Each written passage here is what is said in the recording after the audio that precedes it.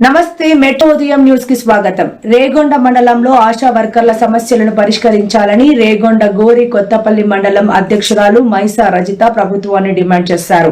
ఈ మేరకు సోమవారం స్థానిక ప్రాథమిక ఆరోగ్య కేంద్రం ఎదుట ఆశా వర్కర్లు విధులు బహిష్కరించి నల్ల బ్యాడ్జీలతో నిరసన తెలుపుతూ ధర్నా నిర్వహించారు. ఈ సందర్భంగా రజిత మాట్లాడుతూ ఆశా వర్కర్లకు రిటైర్మెంట్ బెనిఫిట్స్ 5 లక్షల రూపాయలు, పెన్షన్లను నెలకు 10,000 రూపాయలు చెల్లించాలన్నారు.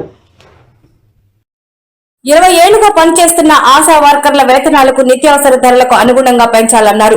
ఏఎన్ఎం, ఎంఎన్హెచ్పీలు చేసే పనులను ఆశా వర్కర్ల చేత చేయిస్తున్నారని, ఆశా వర్కర్స్ పై పని భారం తగ్గించాలన్నారు.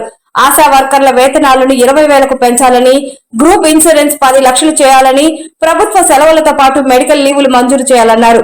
ఆశాలు మరణిస్తే వారి కుటుంబీకులకు ఆశా వర్కర్ల పోస్టు మంజూరు చేయాలన్నారు.